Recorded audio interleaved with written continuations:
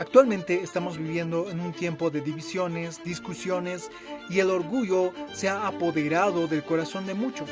Y el llamado de Dios hacia el ministro sigue siendo el mismo: no seas contencioso. Vivimos en una generación donde el debate ha reemplazado al diálogo, la crítica ha reemplazado al amor y el ego ha reemplazado al servicio. Pero un ministro de Dios está llamado a ser diferente, a ser luz en medio de la oscuridad, a ser voz de paz en medio de una contienda y reflejar el carácter de Cristo. Sean bienvenidos, mi nombre es Ronald Benchura Torres, soy estudiante de la carrera de Teología, Filosofía y Letras y hoy estaremos analizando acerca de un FODA sobre el ministro de Dios, entendiendo sus fortalezas, sus oportunidades, debilidades y amenazas del por qué un ministro de Dios no puede ser contencioso.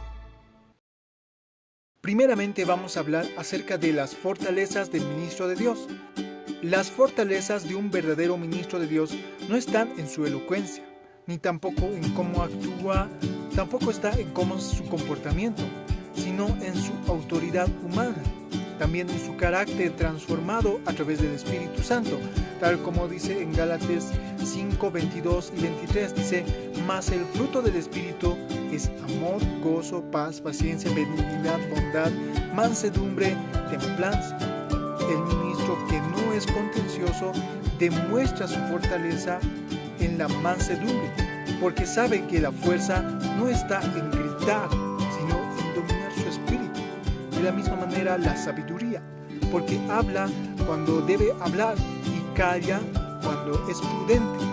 De la misma manera es paciente, porque entiende que no todos maduran al mismo tiempo, sino que es un proceso. Estas son las fortalezas que sostienen a un siervo fiel, son las raíces profundas que lo mantienen firme en tiempos de conflicto.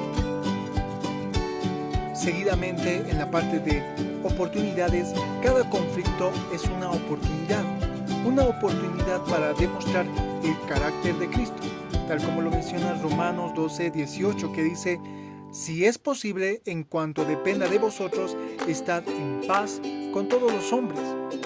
Justamente el ministro de Dios tiene la oportunidad de ser, primeramente, un puente de reconciliación entre hermanos que tal vez viven ofendidos o un hermano que vive odiando hacia otra persona. Pero también debe ser un ejemplo de humildad hacia una sociedad orgullosa actualmente, que hay mucho orgullo y ego que va creciendo. De la misma manera, el ministro debe ser un maestro de perdón que enseña con su vida más que con sus palabras. Así que la crisis dentro del ministro no son trampas, sino son campos de entrenamiento para fortalecer el carácter de este ministro. Cada disfunción evitada por amor, cada perdón otorgado, cada palabra suave dicha a tiempo, pues es una oportunidad de una victoria espiritual. Para el ministro de Dios es importante, en cuanto a las debilidades, poder reconocer sus debilidades, porque la carne siempre busca tener la razón, dominar y defenderse. Entre las principales debilidades que puede tener un ministro de Dios, se pueden hacerse, contenciosos de estas maneras. Por ejemplo, el orgullo ministerial, cuando él piensa que siempre tiene la razón o siempre quiere llegar a tener la razón. De la misma manera, la falta de dominio propio, reaccionar sin escuchar, reaccionar solamente con impulsos. De la misma manera, el deseo de reconocimiento, discutir para ser admirado por todos y no para edificar. De la misma manera, la herida emocional no sanada. Un ministro de Dios que aún no ha sanado una herida emocional puede ser muy peligroso. Responder desde el dolor y no desde amor, tal como dice, nos menciona Proverbios 15:1, nos recuerda: la blanda respuesta quita la ira, mas la palabra áspera hace subir el furor. Así que el ministro sabio no ignora sus debilidades, sino que las lleva a los pies de Cristo para que Él las transforme y las fortalezca. Para un ministro de Dios también debe ser muy importante no ignorar las amenazas que existen Hoy más que nunca hay amenazas espirituales que buscan destruir el testimonio de un ministro. Las amenazas que pueden enfrentar son las siguientes. Las redes sociales, donde, una palabra mal dicha puede dividir a la congregación. De la misma manera, la crítica constante, que provoca el enojo en lugar de edificación. De la misma manera, la influencia del mundo, que solamente busca aplausos al fuerte y también ridiculiza al manso. Y por último también los conflictos internos que puede llegar a tener, que si no se asemejan con oración, pueden convertirse en raíces de amargura. Y nos menciona Santiago 3:16 y nos advierte: porque donde hay celos y contención, allí hay perturbación y toda obra perversa.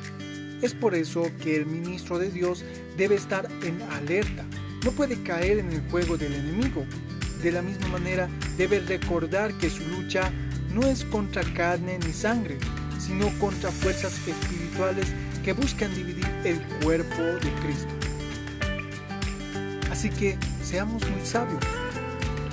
Depende de cómo nosotros realicemos o cómo nosotros estamos más acercados al Señor. Un ministro contencioso destruye con su lengua. Lo que edifica con sus manos, en realidad los destruye. Pero un ministro humilde, lleno del Espíritu, sana lo que otros lo dañaron. En 2 de Timoteo 2:24 dice de la siguiente manera: el siervo del Señor no debe ser contencioso, sino amable para con todos, apto para enseñar.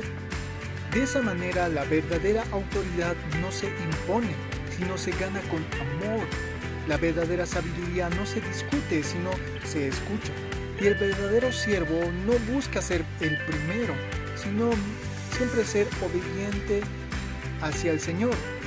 Hoy Dios nos invita a revisar nuestro propio corazón a través de este poda personal y espiritual, de fortalecer lo que muchas veces no está firme, de aprovechar las oportunidades de amar, de corregir nuestras debilidades que tengamos y de vencer a las amenazas en oración, porque el ministro de Dios no fue llamado solamente a contender, sino fue llamado a servir, a amar y a edificar.